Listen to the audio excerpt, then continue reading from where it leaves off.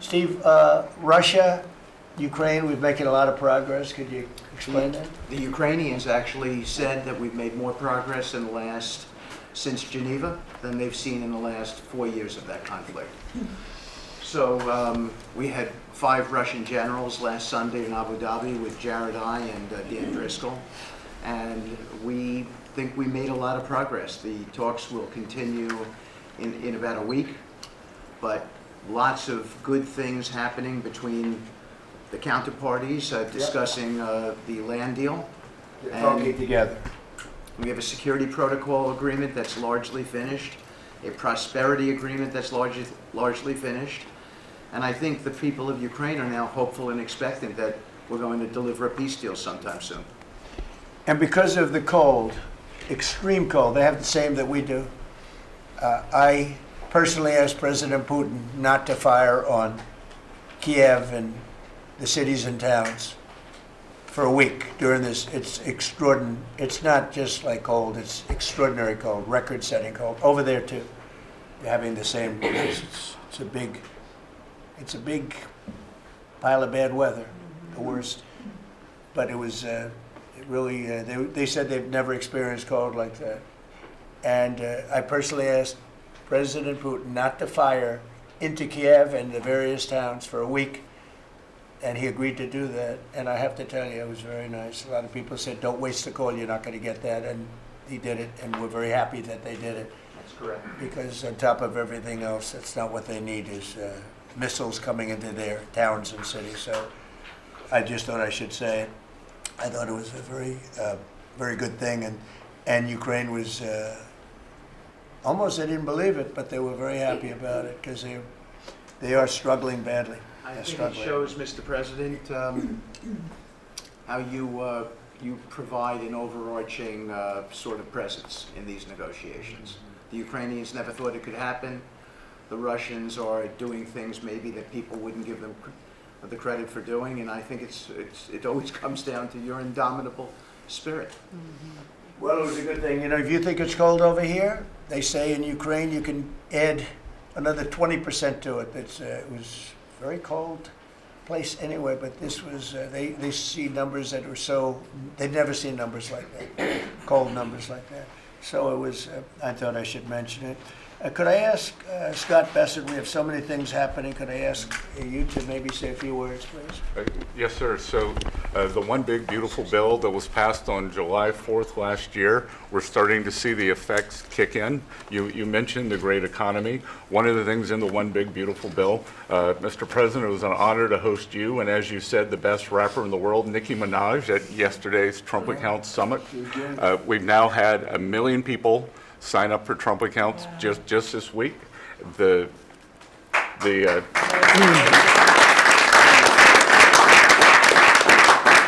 think there'll be 25 million families who are eligible.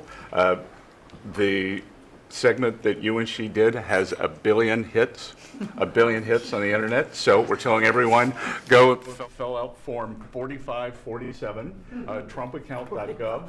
So thanks to you, the Trump accounts and Next Generation's America will benefit from today's record-breaking economy, record-breaking benefits.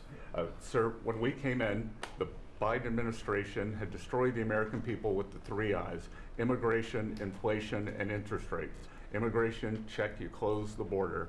The inflation, as we've heard, back down to target. Prices are coming down, and interest rates, we hope there's more on the way. We've got gains in wages, low prices, and I think 2026 is going to be the year for the Trump boom. It's going to be a supply side boom. I enjoyed the trip out to Iowa.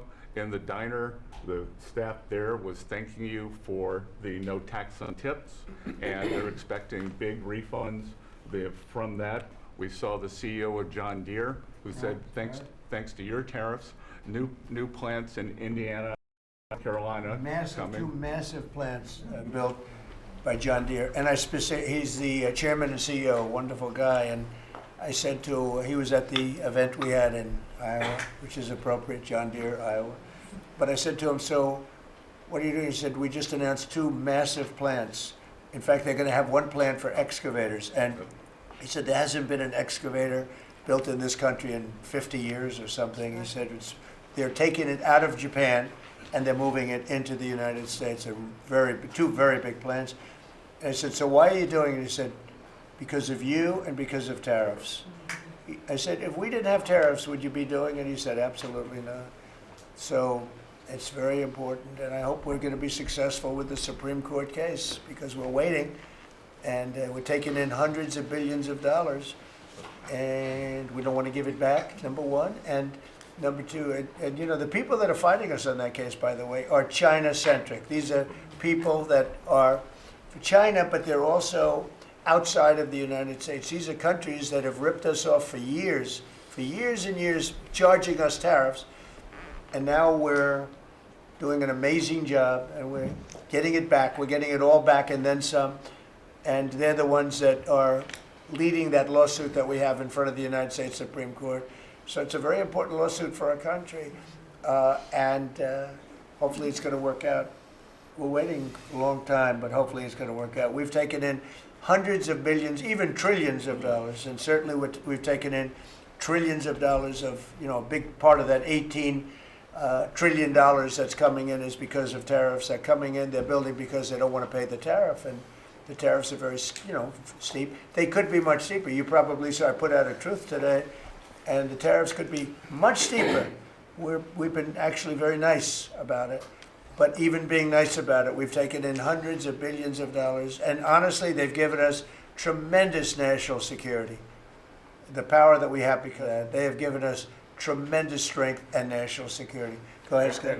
Yes, sir. And the IEPA power you used on the tariffs, as you said, we're bringing in tens of trillions of investments. The tens of trillions of investments turns into factories construction, which turns into factory jobs, which turns into consumer spending. You've right-sized the government, so government employment is down, private sector is up. Growth was a stunning 4.7, 4.8% in the past 2 quarters, biggest back-to-back gains in a decade. And we are doing that with government finances improving. So that will bring down the borrowing costs, the calendar year budget for 2024, 7% deficit to GDP, highest when we weren't at war, not in a recession, all the way down to 5.4% and getting better. Biggest decline since 2014. Generational gains in productivity, soaring productivity. We're going to lift workers' pay, record high prices, record high profits, and stock prices are soaring. You got a manufacturing renaissance, and all the key inflation metrics are trending lower.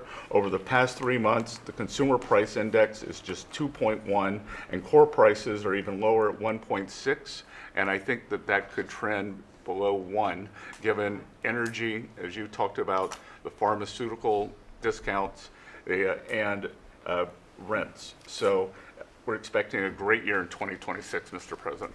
And we're going to be announcing next week, I think sometime, Scott and Howard and everybody, we're going to be announcing the head of the Fed, who that will be. And it'll be a person that will, I think, do a good job. We're paying far too much interest in the Fed. The Fed rate's too high.